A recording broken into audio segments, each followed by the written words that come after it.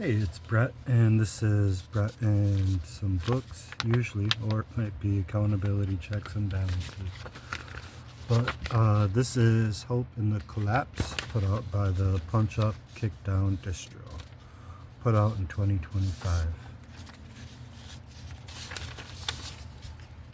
All really tested hope and all really militant optimism must go through the ever more searching and destructive experience of the historical process. Ernst Bloch. Don't ask what the world needs, ask what makes you come alive and go do it, because what the world needs is people who have come alive. Howard Thurman. Never-ending end times. I thought about how for thousands of years there have been people who've told us that things can't go on like this, from Jesus Christ to the Diggers, from Malthus to Zerson, from Karl Marx to Huey Newton, but this shit goes on and on and on and on and on and on and on. We are living through a moment unprecedented in human history. No amount of scientific data or apocalyptic rhetoric can fully portray the all-encompassing nature of the ecological and social crises humanity is facing. Biodiversity loss, deforestation, desertification, soil erosion, ocean acidification, sea level rise, increasing global temperature, mass extinction of plant and animal species, and intensifying weather events are each major crises unto themselves. These are all happening at once, interrelated and compounding. Research suggests that heat waves, coastal flooding, and drought will make the land areas where nearly half the global population lives uninhabitable by 2050. What's more, predictions and projections about the climate regularly underestimate how quickly these changes are occurring and how intense the fallout will be. These are not just the paranoid delusions of a religious fanatic.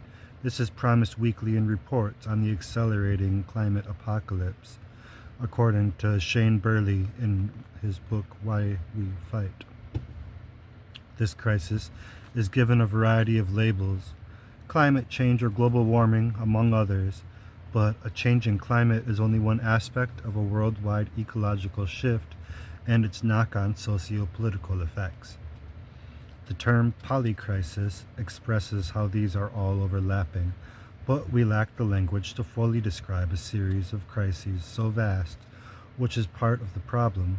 Our minds cannot fully comprehend something so totalizing. In her book, Generation Dread, Brittany Way notes, It is impossible to think about as a contained phenomenon. By not seeing where it starts or ends, we don't know how or where to intervene to cause meaningful change. It is, however, not difficult to imagine what the future holds. Wars over clean water, heavily militarized borders, increasingly displaced, impoverished people, because these are simply further intensification of the current social order. Intensified levels of wealth consolidation, housing insecurity, forced migration, and the utter disposability of human lives, which no longer serves an economic function, are all but certain. Desperate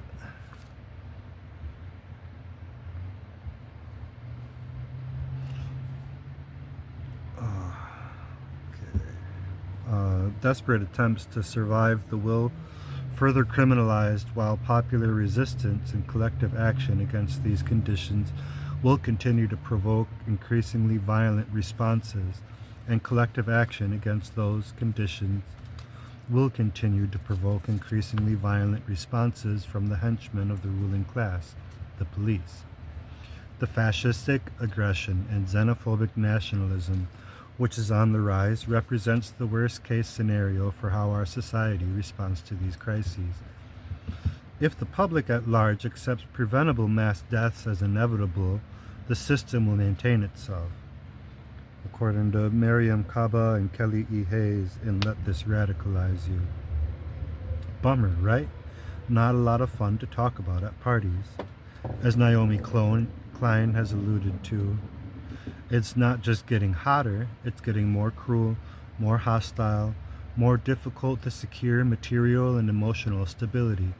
The acceleration of these crises will result in social upheaval and resource scarcity far greater than we experience today. In this zine, I refer to this crisis of crises, ecological as well as socio-political, simply as the collapse. Capitalism and the collapse. Intersecting emergencies we face are the result of how our society is organized. The collapse is not simply an ecological crisis, then, but also a social one. It is a crucial misstep to divorce crises, environmental issues, from their social and political causes. The collapse is not occurring in a vacuum, but as a consequence of colonial capitalist social structure which rules the world. The the logics of capitalism and colonialism are the ideological foundation for and the mass hoarding of wealth and resources by the hoarding class. The pursuit of money is the driving force, uncontrolled and uncontrollable, behind global warming and the destruction of the environment. John Holloway, Hope in Hopeless Times. Cynical claims that the collapse is merely the result of human nature, that people are inherently greedy or incapable of a balanced relationship with the natural world, come either from ignorance or bad faith.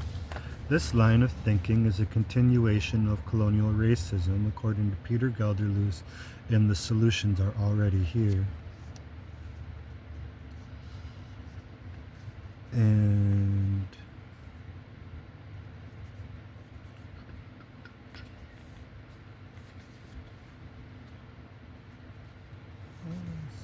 And insulting to indigenous struggles against colonial domination worldwide. Like the notion that overpopulation is to blame for the collapse, fails to recognize that the global population's basic needs could be met, but are denied because of a colonial capitalist global order. The fact that enough food is produced to feed the global population several times over, yet millions are subjected to starvation, proves this point. The largest contributors to ecological crisis, fossil fuel extraction, increasing carbon emissions, the military-industrial complex, agricultural mismanagement, sweeping deforestation, and so on, continue despite their disastrous effects, because they are profitable to the corporate and state entities which have captured global power. At the same time, social crises of political instability, psychological distress, incredible wealth inequality, and growing populations of climate refugees are downstream effects of a global order structured by capital interest. The collapse is experienced unequally depending on economic status and geography, the result of a highly unequal, globalized class society. David Camfield writes in Future on Fire that as the climate changes, social arrangements will determine how many people will die and who they will be. He continues, how a society is organized is fundamental to how climate change affects people. Poverty makes this obvious during a heat wave. You can't get enough drinkable water. If during a heat wave you can't get enough drinkable water and access to a cool space because you can't pay for them, your chances of survival are generally much lower. The same is true when it comes to climate change and migration. As rising waters, drought, and other effects drive more people to move, the impact on people will vary depending on their wealth and power. Such things are decided by how societies are organized, not by the climate. And while many people are aware of the systemic injustices of our society and are fed up with the corruption of the socially powerful and hyper-wealthy, the social mechanisms for enacting change have all lost legitimacy, fully captured by capital. The primary function of modern political structures is to serve the financial interest of the ruling class and maintain the status quo.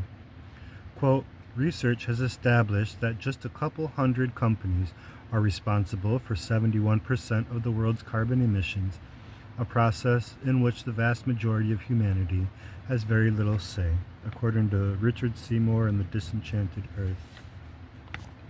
It is well documented that fossil fuel companies spend incredible sums of money to push a narrative about ecological crisis that points the blame away from the structural and institutional causes of the collapse and toward the individual responsibilities of consumers. Recycling of paper, recycling or using paper straws does literally nothing to address the systemic causes of the collapse, and the belief that consumer habits are in any way meaningful only reinforces the neoliberal ideology which proposes that the only terrain for struggle is within the parameters of consumer choice. Similarly, without addressing the roots of political instability, political illegitimacy, and psychological misery, that is, capitalist ideology and its psychosocial structures, sustainable energy or green policies will only buy more time for further exploitation of labor and land. While corporate institutions and colonial governments may appear indifferent to or in denial of the climate crisis, the powerful understand the collapse as a very real threat to their own status and safety. The ruling class is indifferent to the suffering of the populations who will bear the brunt of the collapse, but they are diligent in shoring up their own private financial interest while further insulting themselves from the growing numbers of desperate and impoverished people in heavily guarded compounds and bunkers. The entities most responsible for the collapse will be the last to experience its horrors, while growing numbers of people, unable or unwilling to participate in a delusional and destructive economic and social system, experience a declining standard of living.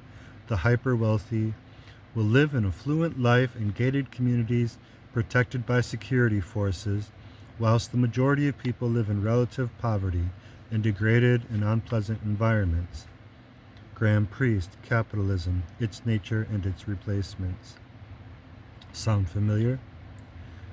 Unless the root ideologies and structures that precipitated these crises, are confronted and done away with, we condemn ourselves to the future generations and future generations to non-existence. Cleve Benally, Indigenous Anarchy. It is not only the economic model of capitalism fueling the collapse, but the psychological and social worlds built upon its logic. Capitalist ideology is pervasive in our culture, so normalized that it goes unnoticed. Even if we reject the status quo as individuals, we are still forced to obey its logic, forced to labor for a wage in order to gain access to life's basic necessities.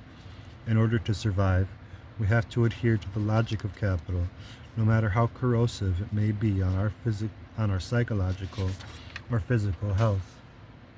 Those unable or unwilling to adjust to the status quo are pushed to the societal margins, punished with carceral violence or struggle with addiction as a way to cope with despair. It is therefore not enough to intellectually acknowledge that capitalism is morally corrupt or socially inadequate. We must act as if its continuation is a threat to all life on earth, because it is. As long as we are dependent on, obedient to, and conditioned by capitalist ideology, and made to adhere to its exploitative conditions to stay alive, we will fundamentally be incapable of confronting the collapse. A wicked problem, a vicious cycle. If humanity is to have any chance of a future which is not utterly deprived, we must see capitalism as the pernicious force that it is in order to collectively dismantle it. This dynamic, as Umar Mohammed reminds us, makes clear that it is not idealistic to seek to overcome capitalism. It is in fact idealistic and impractical to expect capitalism to eventually become sufficiently reformed. Pragmatism is on the side of those who realize that capitalism must be overcome if we want to live in a sufficiently just world. Indeed, if we want to have a world to live in at all. Umar Muhammad, Confronting Injustice. The dialectic of hope and grief. If you're reading these words, perhaps you're in a similar position as I am as I write them. At once privileged in the context of the collapse, in that access to food, water, and shelter are not matters of acute scarcity, but also living in a state of constant acute stress, always just getting by financially, navigating increasing cost of living, while also grappling with a deep existential dread about what the future may hold. For many working class people faced with the challenges of acquiring secure housing, navigating the healthcare system, and affording food, the collapse seems like an abstract problem that takes place in some far distant future. People have no capacity for grappling with the big picture problems of social injustice, ecological devastation, or global economics when the daily grind leaves them financially stressed and emotionally depleted. In a state of constant overwhelm, the climate is experienced not just as another thing to worry about, while simultaneously so insurmountable as to leave one powerless to do anything about it. In Disenchanted Earth, Richard Seymour describes this dilemma. One would think, given the scale of the challenge, that there should be emergency public meetings on every village, town, and city every week to thrash out solutions. Instead, given the pervasive sense of powerlessness and futility, the most common response is what psychoanalysts call disavowal. I know perfectly well that things can't go on this way, but because life is hard enough and I have bills to pay, I behave as if I don't. Richard Seymour, The Disenchanted Earth. The desire to numb out or simply ignore reality is understandable, but behind that aversion, there is a sort of omnipresent, vague fear which has structural causes and therefore cannot be linked to concrete events. Byung-Chul Han, The Spirit of Hope.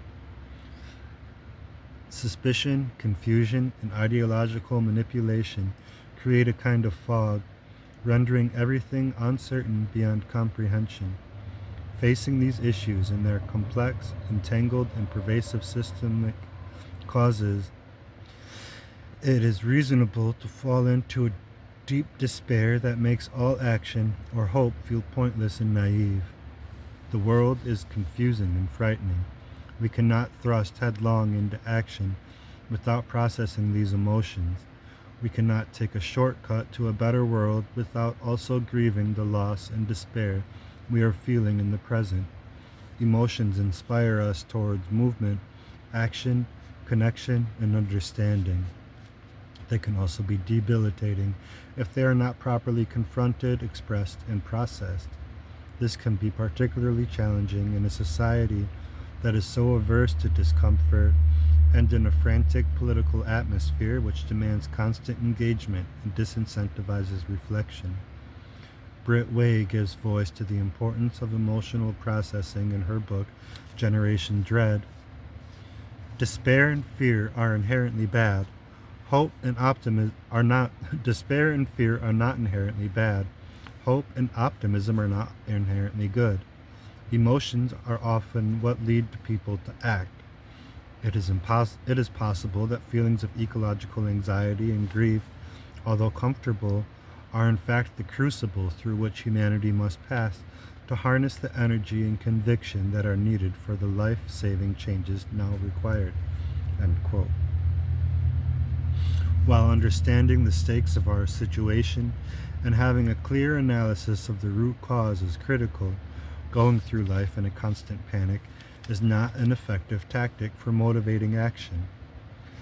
No fact is so shocking or profound that its utterance will spontaneously spark a movement. Mariama Kaba and Kelly E. Hayes in Let This Radicalize You.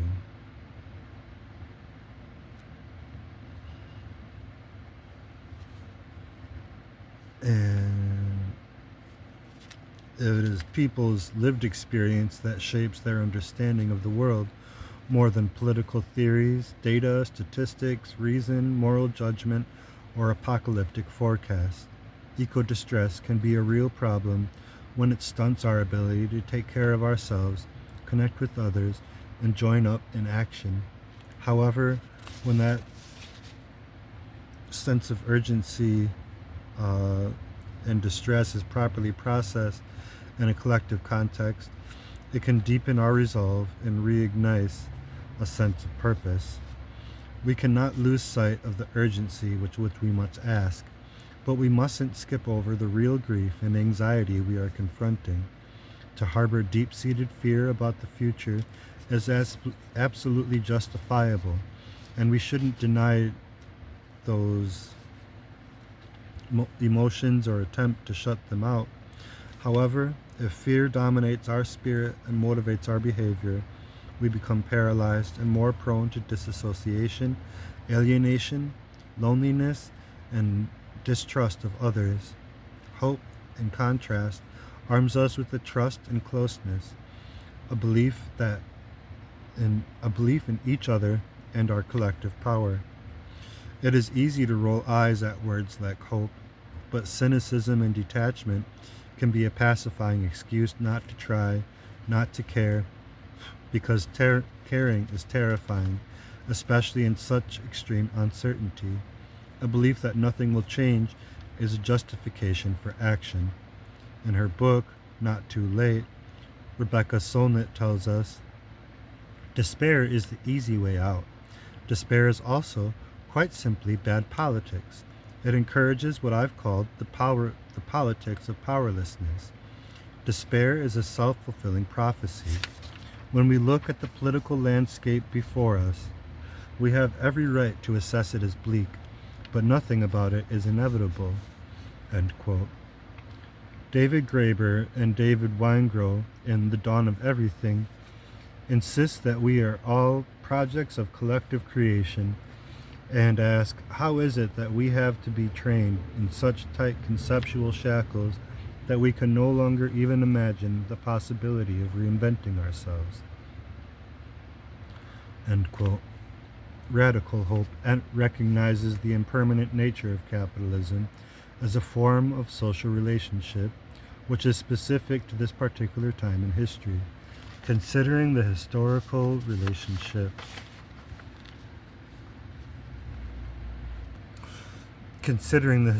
timeline of our species, capitalism is a momentary abnormality.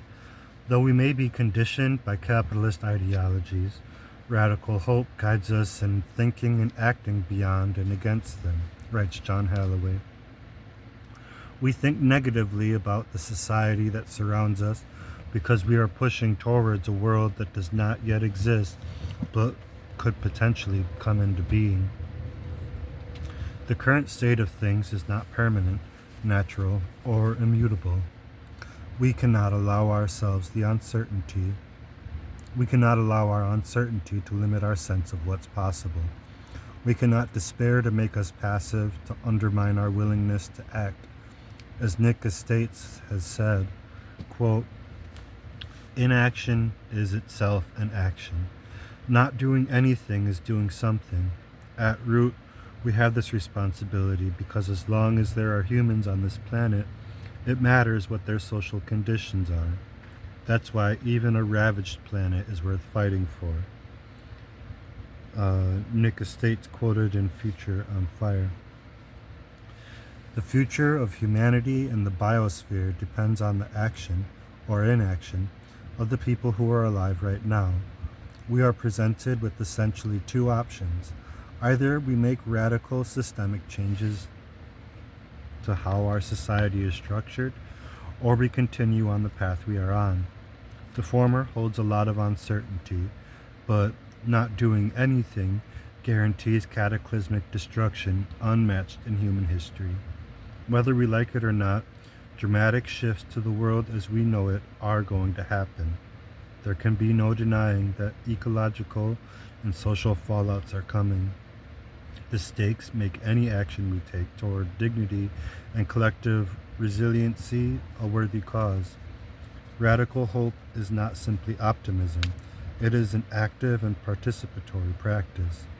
Optimism is a passive expectation that things will simply be okay, and considering the realities of the collapse, claiming that things will turn out just fine might be called cruel optimism, explained as follows by Johann Hari. Quote, cruel optimism is when you take a really big problem with deep causes in our culture, like obesity or depression or addiction, and you offer people in upbeat language a simplistic, individual solution. It sounds optimistic because you're telling them the problem can be solved, and soon. But it is in fact cruel because the solution you're offering is so limited and so blind to the deeper causes that for most people it will fail. Johann Hari in Stolen Focus. An unthinking, positive attitude denies reality and relies on discrete behavioral solutions to a global crisis. Radical hope, in contrast, does not turn away from, ignore, or attempt to delay reality, however bleak it may be. Mariam Kaba proclaims that hope is a discipline. End quote. Hope is a commitment to our values despite the challenges that we face. It calls people to unite around shared interests rather than isolating individual solutions. Avoiding the worst outcomes of the collapse will be impossible if people don't have anything to believe in, if people don't see any point in trying. A hope for a radically different society can provide meaningful direction for our grief and rage, a sense of solidarity with those who we express these emotions with. Hope is a collective process. The subject of hope is a we. Byung-Chul Han, The Spirit of Hope. Without hope, without community, these intense feelings are impotent and debilitating. With hope and collective engagement, they can be a spark for action. Hope cannot be a substitute for action, but action is not possible without hope. George Marshall writes, people will willingly shoulder a burden, even one that requires short-term sacrifice against uncertain long-term threats, provided they share a common purpose and are rewarded with a greater sense of social belonging. Engaged in hope, we might be able to envision radical change not exclusively as misery and pointless carnage, but perhaps constructive and useful trauma that can be built on, end quote. The realization that we are living in the single most significant moment in human history is charged with meaning. This level of pressure can be incapacitating, but it can also provide an incredible sense of purpose.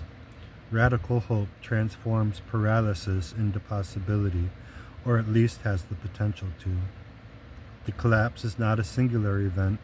There is no approaching horizon that delineates then from now, just a decline into increasing social hostility and ecological instability, which is so steady and persistent that it virtually goes unnoticed. Likewise, radical hope is not a means to an ultimate and decisive end, but rather a life-enriching dignity in itself. It's the spirit's refusal to be crushed under the heaviness of the collapse. We are facing the end of the world as we know it, but this current global hegemonic order should be ended. It is impossible to experience this moment not exclusively as a disaster, or it is possible, but also as an opportunity to radically reorient our social structures away from the profit motive toward meeting basic needs without destroying the natural world. How can we weather the storms that are already bearing down upon us? How can we remain resilient to the stronger storms headed our way? How do we maintain hope when the world is so clearly ending? Hope is the envisioning of a new reality, creating that reality through everyday actions, both big and small. In order for us to realize this hope, we must internalize that crisis is a crossroads, as Rebecca Solnit writes in Not Too Late.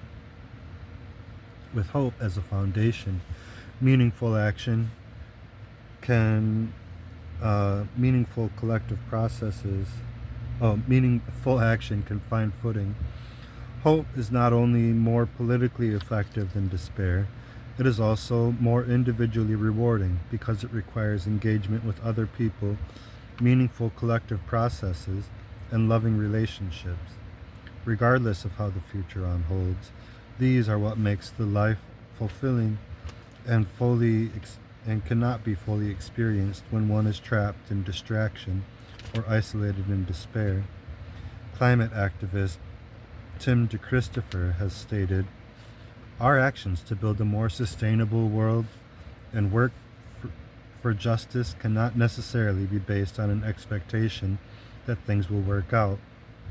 It's rather an expression of how much we love the people around us, of how much we love the world around us, of how much we love the people that will come after us."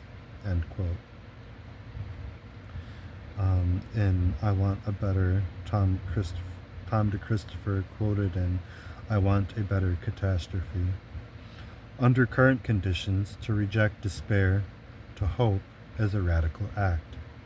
We must soberly confront the collapse, crucially in relationship and in community with other people, and consider how we can organize and respond with agency or autonomy toward dignity, and consider how we can organize and respond with agency and autonomy toward dignity and collectively.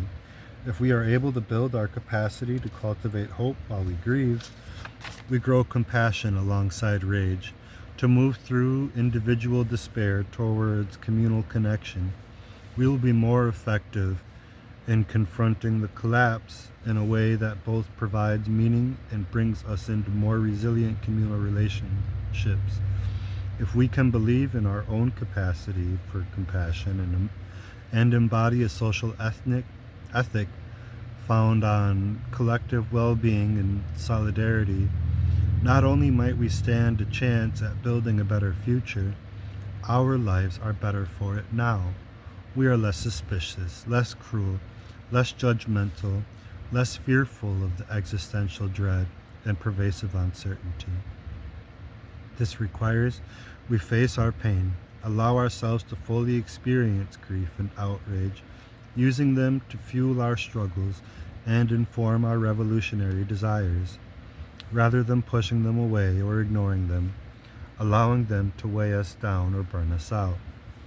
If we can process these powerful emotions collectively and compassionately, then they can reinforce our hope rather than debilitate us in despair. Our capacity to feel is itself a radical confrontation with the status quo. This is not passive rhetoric, but a means by which we seek solidarity in the interest of common struggle and collective liberation. The urgency of this moment might provide motivation to stubbornly persist, to endure rather than simply acquiesce, to orient towards love rather than fear. Letting go. Radical hope is a dedication to ethical principles and political values despite the uncertainty and fear that accompanies the collapse. It is more concerned with meaning than prediction. A society that is highly results-oriented has driven us to collapse, so we might do well resisting the idea that the only efforts worthwhile are those with quantifiable outcomes. What makes life worth living, connection, beauty, love, friendship, joy, are fundamentally immeasurable. Therefore, we cannot evaluate the successes of our movements, actions, or organizing efforts in terms of the immediate results. An insidious capitalist logic holds hostage the far richer and better understandings of value that we use to appreciate our lives in their real fullness, writes Richard Gilman Opalski. And we must not subject ourselves, our struggles, and our movements to the reductionist thinking of our enemies. Richard Gilman Opalski, Imaginary Horizons. Byung-Chul Han, in his book The Spirit of Hope, articulates hope as a way to open up a variety of possibilities, stating that the hopeful are susceptible to the new. Hope, for Han, is not about perfectly articulated predictions or concepts, but an increase in sensibility of what is possible, a preparation for what is not yet. The hopeful accept the incalculable possibilities beyond all likelihood. Our capacity for dynamic responsiveness and compassionate action is increased once we shake off the ideological shackles of the capitalist logic. From there, we confront the future as it comes. Radical hope offers a willingness to figure out things collectively as they come, to accept failures along with successes, and to live without guarantees of any kind. Ultimately, hope is not contingent on how bad things turn out. Returning to Han, hope is not a prognostication. It is an orientation of the spirit, an orientation of the heart. It transcends the world that is immediately experienced and anchored somewhere beyond its horizons.